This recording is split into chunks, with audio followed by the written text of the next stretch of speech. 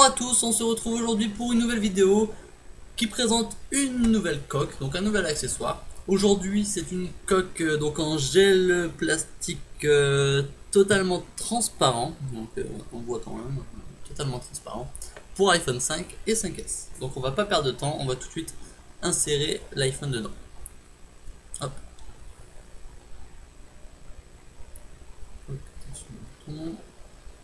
Je mets le point, je mets l'autre. Voilà. Donc l'iPhone rentre très bien dedans, il n'y a pas de jour, ça colle vraiment bien partout. On peut voir que donc les boutons plus et moins sont protégés. Il y a le trou pour le vibreur, le dessus est bien protégé, le bouton est accessible et en même temps protégé. Tout ce côté-là est protégé également.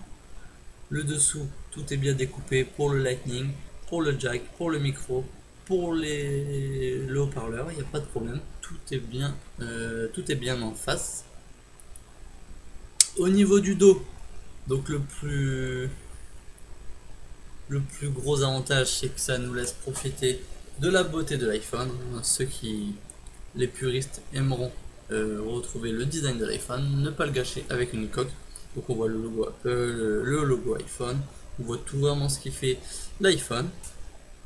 Sur le côté, donc on voit bien la couleur de l'iPhone aussi, même si encore une fois, avec ce genre de coque, ça atténue quand même la brillance. C'est-à-dire que là, sur le rond, on voit bien que l'iPhone, enfin, que ça brille, comme sur les côtés normalement.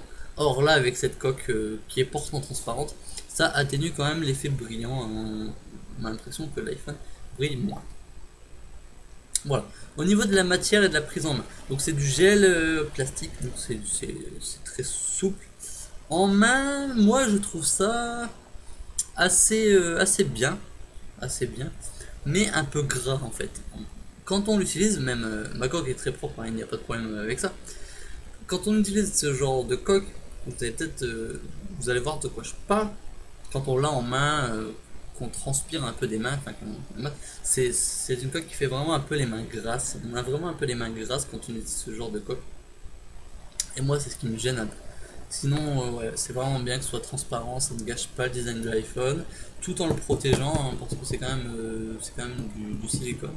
Donc ça protège bien en cas de chute. Ça protège bien aussi des traces, des coups. Voilà, on voit bien que l'appareil photo est en face, tout est bien en face, toutes les touches sont accessibles.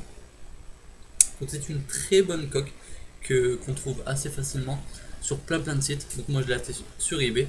Je vous mettrai le lien quand même de celle que j'ai acheté, parce que je l'ai vraiment pas payé cher, hein, je saurais plus le prix, mais c'est moins de 5 euros, ça c'est sûr. À savoir que ce genre de coque se trouve partout. En général c'est tous les mêmes, hein, même si c'est pas les mêmes vendeurs, ils ont tous les mêmes coques.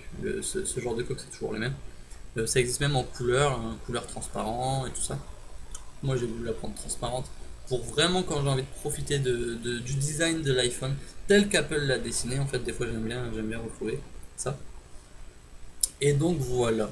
Sinon, voilà, le seul défaut donc c'est un peu la prise en main qui est un peu grasse, mais ça c'est comme avec tous les silicones, les TPU, enfin tout ce genre de matériaux, c'est toujours un peu gras dans la main, moi je trouve. C'est juste ce qui me gêne, c'est tout. Sinon, c'est une coque très belle, elle est assez fine quand même, hein, mais assez épaisse sur les côtés pour bien protéger, assez fine derrière. À savoir que, un petit détail, la coque là, je l'ai depuis un petit moment. Donc là, elle pose très bien sur l'iPhone. Mais au début, quand je l'ai eu en fait, il y avait un petit truc, c'est que au niveau de la partie en vert de l'iPhone ici, étant donné que c'est vraiment collé, j'avais des petites bulles qui se faisaient ici tout le long de là où en fait la partie vert rejoint la partie aluminium. J'avais une bulle là tout le long et une bulle ici aussi tout le long, une bulle ici